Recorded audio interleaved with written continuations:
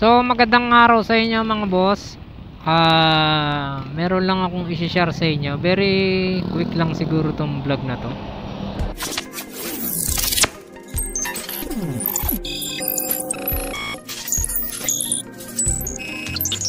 Marami akong nababasa sa Facebook group namamatayan daw sila pag umaarangkada sila gamit itong Winner X.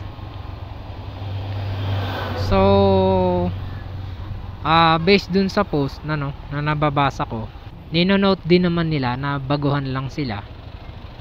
Kaya yung iba umahantong sa binibenta nila yung Winner X nila kasi back-to-matic sila. Kasi yun nga, hindi nila magamay yung clutch. Ngayon bibigyan ko kayo ng idea kung anong pwede gawin para naman hindi kayo mawalan ng kumpiyansa sa pagdadrive ng manual na motor. Actually guys, masarap mag-drive ng manual.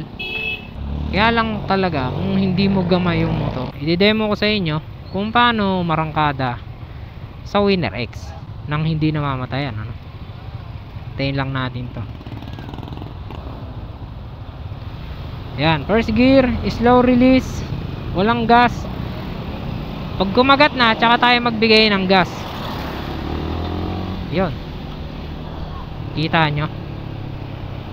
Ang number 1 na papakiramdaman nyo sa motor nyo is yung biting point ng clutch.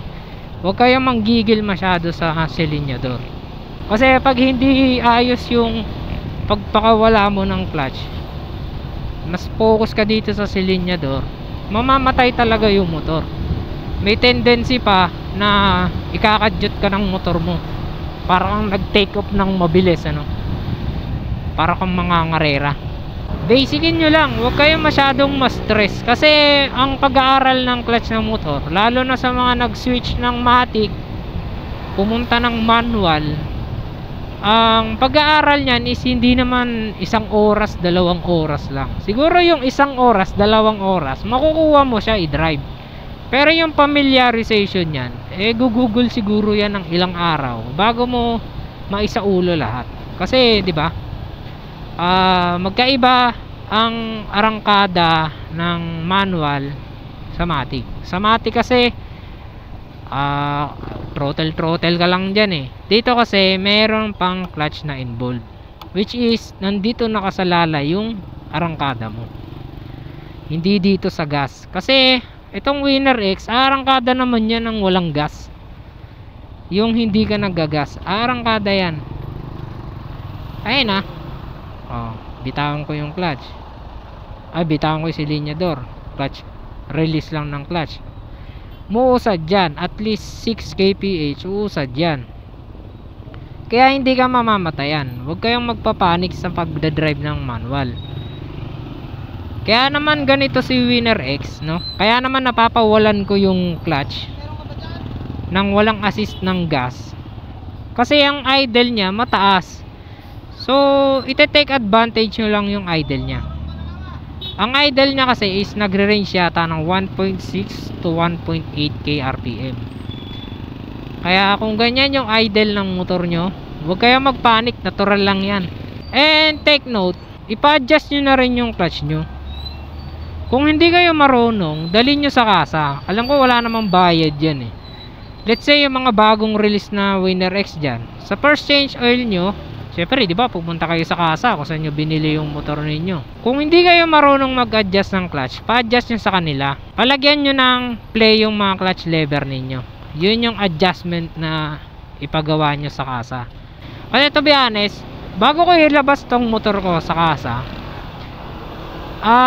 dinamdam ko na yung clutch. So nung hindi pa umaandar yung motor, wala pang gas alas hindi pa na-activate, pinakaramdaman ko yung clutch nya. Sabi ko parang hindi tama. Palagyan nyo ng play konti lang, para kahit pa paano meron kayong peace of mind na yung clutch ninyo hindi siya nakakagat kahit tumatakbo ko na. Alam niyo bakit ko nasabi? Kasi may mga nababasa ako sa group na naka 6 gear na daw sila, high RPM na rin, pero yung takbo ng motor nila hilaw.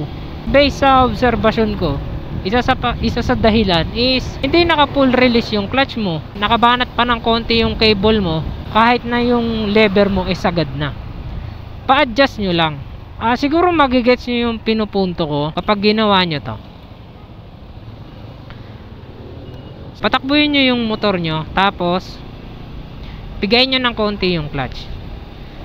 Yung motor nyo ganyan, kahit na tumaas yung RPM nyo, yung takbo nyo hindi nagbabago.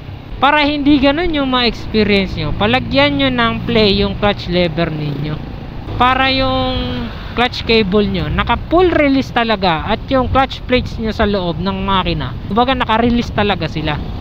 Kasi pag hinold nyo yan, magpe-press yan. Ngayon yung pressure plate nyo at yung clutch plate nyo, yung lining nyo, magkikiskisan yan, masusunog yung clutch nyo sa loob, sayang, masisira agad yung motor. So sa pinakabatang odo nagpapalit kayo ng lining. Para sa akin kasi siguro around 25,000 to 30,000 odo ang pagre-replace ng clutch lining. So kasi if magpapalit man ako dito sa clutch lining ko, kasama na yung pressure plate. Kahit nasabihin ng mekaniko na okay pa naman yung pressure plate, papapalitan ko na rin para lahat bago. Ito pa isa, marami ding nahihirapan mag-neutral. So hindi naman sa lahat ng pagkakataon masusungkit natin ng malambot ang neutral. May time talaga na matigas. Pero kasi never ko na rin talaga naranasan na sungkitin yung neutral nito na nahirapan ako. Kumbaga kasi meron akong practice na ginagawa dito sa motor ko. Kaya pakiramdam ko, kahit nasabihin nilang matigas daw i-neutral si Winner X, para sa akin nalalambutan na ako. So ang gawin nyo ganito, kumari naka first gear kayo, ayaw pumasok ng neutral nyo, laging 1, 2, lumabas man yung neutral, pero pag binitawan nyo yung cambio, bumabalik siya sa gear, nakakapit pa rin. So ngayon ang gawin nyo, di ba, let's say naka first gear kayo, ayan, hirap na hirap kayo yung neutral. Ang gawin nyo, bigayin nyo yung preno nyo sa harap nyo, tapos pakagatin nyo yung clutch nyo, tsaka nyo ipasok nyo neutral. Oh yan, napakadali yan. Tapos minsan ang isa ko pang ginagawa is bago ako mag full stop, naka neutral na yung motor ko. Syempre para mag stop yung motor, nag-aalalay na ako ng front at rear brake. So combination para ma-neutral mo ng maganda. Dinedemo ko na talaga para madali nyong makuha Ayan, fourth gear tayo, magpo full stop. Hanapin nyo na agad yung neutral, kasi pag nag full stop naman kayo, mag-combination naman kayo ng front at rear brake. So sana may natutunan kayo, kasi may time na kapag sa comment ko lang sasagutin yung mga tanong nyo, hindi ko siya may explain ng maayos, hindi ko may describe kung paano gagawin unless gawan ko talaga ng video. So yan, kung sa tingin nyo medyo nahihirapan kayo intindihin, try nyo na lang di siguro practicein yung mga binanggit ko, kasi wala rin talagang magbibideo sa akin para mapakita sa inyo kung paano ino-operate yung pagsikwat ng neutral. Nabanggit ko naman siguro step by step kung paano gagawin, i-apply nyo na lang siguro.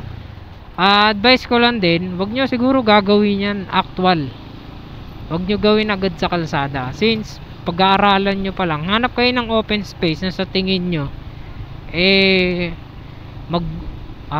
mabigla man kayo sa motor nyo, wala kayong maaksidente o wala kayong madadamay. So yan lang mga boss, sana nakatulong tong video na to. Sa mga hindi pa nagsusubscribe dyan, subscribe na kayo, no?